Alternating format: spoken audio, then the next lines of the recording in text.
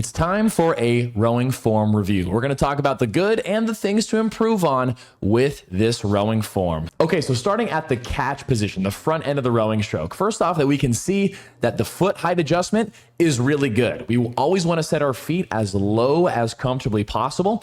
As far as the leg compression goes, generally we try to aim for shins vertical or knees over ankles. However, not if that's going to be detrimental to our forward body leaning. We can see here with our body angle that we have quite a bit of a curved back position here.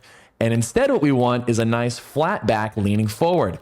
So in order to prevent the curved rounding of the lower back, which can increase injury risk, we actually want to back off on our leg compression and instead bend our legs to about right here instead, which would give you more room to lean forward with your torso.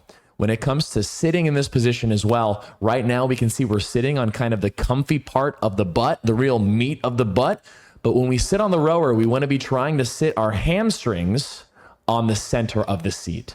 That's what's going to untuck our lower back and allow us to hinge forward with our torso. So if we can sit the hamstrings on the center of the seat and untuck our lower back and lean in more with our legs only bent to here, we're going to be in a much stronger position and not risk injuring ourselves with this classic kind of rounded back posture that a lot of us find ourselves into. Remember, it's not about bending our legs up as much as possible, not if it sacrifices your lean. Now, looking at the drive sequence here, we know we want to push our legs first, then lean back and then pull. We can see here that the initiation of the stroke is unfortunately happening with the arms though. The arms are pulling and the arms are bending early. When we row, we want to try to keep our arms out as straight as we can as we just push the legs. And every inch the seat moves, we want the handle to move too. But right now we're getting a little bit too much of a pull and lean at the same time. We can see that the torso angle here is leaning back before the legs have pressed all the way. Ideally, when we row, we should be able to push our legs all the way to about right here with the legs almost fully extended while still maintaining a torso lean forward.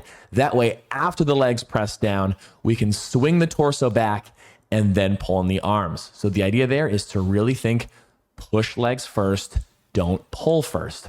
Then from there, looking at our finish position as we pull into the finish, pulling in the handle right below the chest, that's a great spot for it. Right there, every time. We do not want to be pulling into our stomach.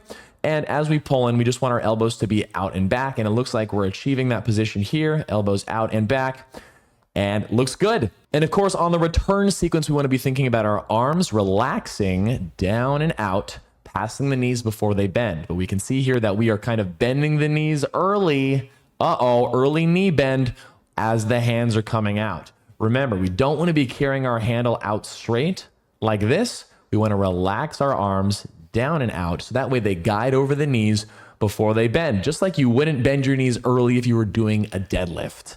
I hope that rowing breakdown was helpful and could help you out with your own rowing. And if you want me to take a look at your form, go ahead and just send me a video of you rowing and I'll try to do a video on it.